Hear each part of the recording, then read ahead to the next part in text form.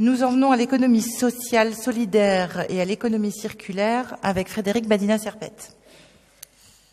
Merci Madame la maire. Alors, la première délibération que je vous présente est relative au trophée annuel de l'ESS qui sont organisés par la mairie de Paris depuis 2009.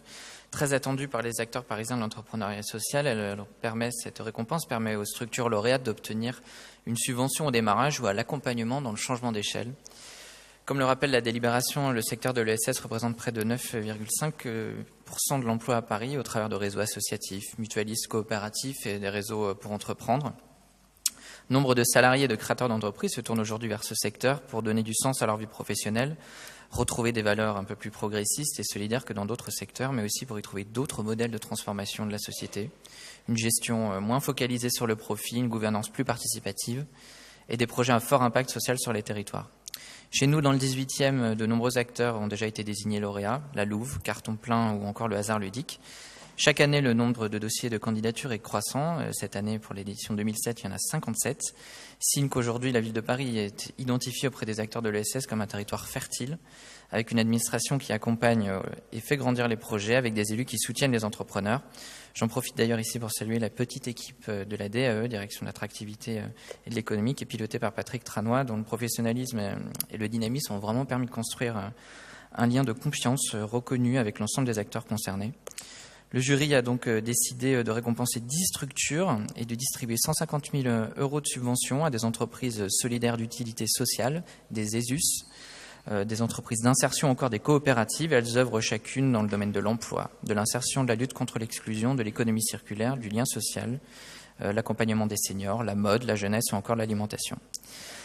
L'année dernière, aucune structure du 18e n'avait été récompensée. Pour autant, on en a reçu un certain nombre avec qui nous allons travailler. Mais cette année, parmi les 10 lauréats, figure une très belle entreprise coopérative de l'arrondissement qui est installée place Macorlan, dans le quartier Chapelle. Il s'agit de Mamayoka, avec sa directrice Sophie Lawson, qui dirige une coopérative de restauration et de traiteurs en insérant des personnes éloignées de l'emploi, avec un menu assez représentatif de la diversité culturelle de chacune des personnes qui sont accompagnées dans ce restaurant, notamment des femmes. Parmi les développements qui sont envisagés par la structure, il y a notamment un service de partage de repas à domicile pour les aînés. C'est notamment ce qui fait l'objet de cette récompense. Et c'est donc une subvention de 15 000 € qui pourrait être ainsi attribuée à Mamayoka pour déployer l'activité et continuer de créer du lien social dans le quartier. La deuxième structure du 18e qui est lauréate de ces trophées, c'est le salon Joséphine pour la beauté des femmes, qui permet à des femmes en situation de précarité d'accéder à des soins esthétiques et de retrouver confiance en elles pour mieux s'insérer dans la vie active. L'association souhaite aujourd'hui développer son activité et lancer une activité de formation pour une meilleure insertion professionnelle dans la coiffure. Une subvention de 10 000 € pourrait leur être ainsi attribuée.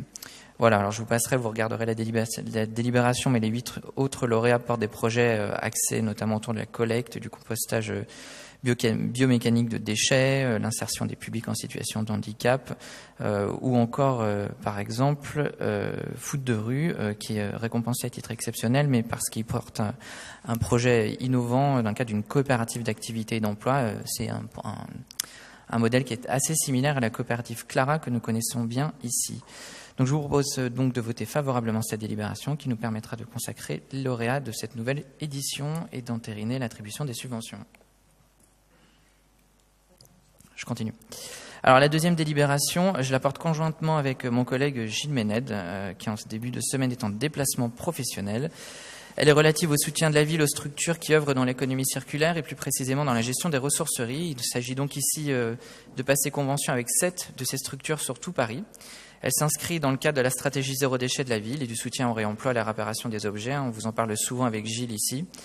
J'en profite pour vous rappeler en son nom d'ailleurs qu'elle s'inscrit dans la continuité du programme local de prévention des déchets ménagers assimilés qui vise à réduire de 10% le tonnage des déchets par habitant entre 2010 et 2020. Ce plan il sera voté avant la fin de l'année en Conseil de Paris. Gilles et moi aurons d'ailleurs l'occasion d'en partager avec vous les actions ici même. La présente délibération vise donc à soutenir financièrement les structures telles que la Petite Roquette dans le 11e, ma ressourcerie dans le 13e, la ressourcerie créative dans le 14e, la ressourcerie culturelle, la table des matières, toujours dans le 14e, 1001 collecte, qui est une toute nouvelle ressourcerie dans le 17e, celle du 20e à Belleville, et Coup de Main qui intervient dans le 20e, mais aussi qui dispose d'un espace de réparation et de stockage boulevard Ney. Je vous invite donc à voter favorablement cette délibération, mais avant juste de passer au vote, j'aimerais juste dire un mot sur la situation de l'Interloc.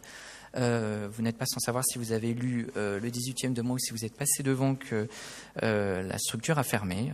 Donc voilà, j'ai eu l'occasion de répondre à un certain nombre de questions du 18e du mois sur le sujet, mais je voulais partager avec vous ce soir plusieurs éléments.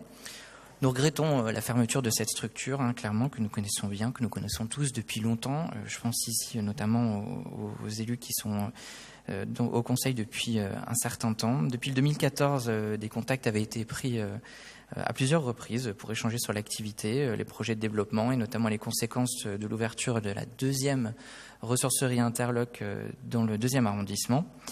Alors nous avions quand même une petite inquiétude sur la santé financière de la structure et beaucoup de difficultés à déboucher sur des solutions qui permettent de faire en sorte que la structure puisse être pérenne malgré son expérience et son âge finalement dans l'arrondissement. Et puis on a quand même constaté un essoufflement assez certain de l'équipe qui a eu du mal à se renouveler. Plusieurs conséquences dans le 18e nous avons subi. Il y avait notamment un renoncement à la collecte en pied d'immeuble en quartier politique de la ville, moins d'ancrage territorial et des difficultés à construire des partenariats pérennes avec les acteurs du territoire. Donc voilà, on en a parlé plusieurs fois avec l'équipe. On s'est dit qu'il y avait de la place pour tout le monde dans l'arrondissement en matière d'économie circulaire, que toutes les initiatives sont complémentaires.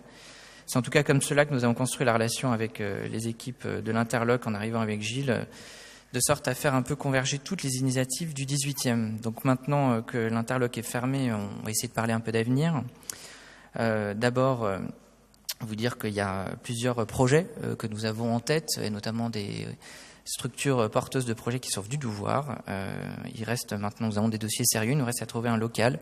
Le gros défaut de l'Interloc, c'est qu'il y avait plusieurs locaux différents dispersés sur le 18e, ce qui n'a vraiment pas facilité l'organisation au quotidien de la ressourcerie, et puis derrière, qui n'a pas consolidé le modèle économique. En tout cas, ça ne marchait plus comme ça pouvait marcher avant. Donc voilà, on est en train de chercher des locaux à la hauteur de leurs besoins.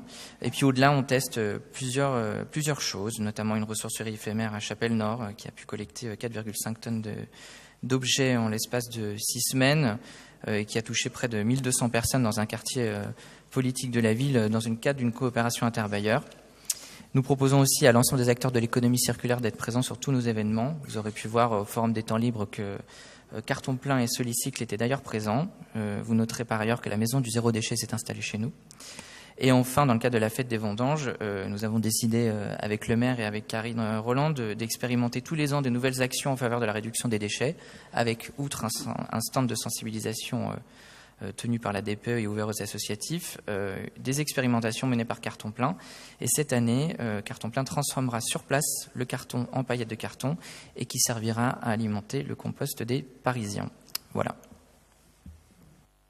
Merci beaucoup Frédéric. Je vais mettre aux voix ces deux délibérations, en commençant par la DE 84 qui est pour... Pardon, Monsieur Honoré.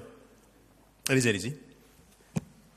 Oui, Monsieur le maire, nous allons voter ces deux délibérations.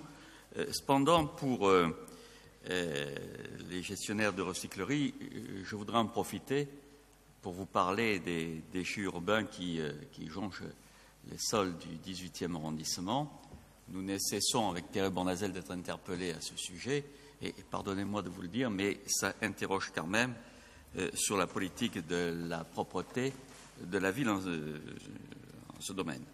Bon, et nous aurons l'occasion d'en reparler au Conseil de Paris, dans le cadre de la MIE, sur la propreté, mais je voulais quand même saisir cette occasion pour vous dire que, voilà, merci, la politique de la ville en matière de propreté laisse à désirer.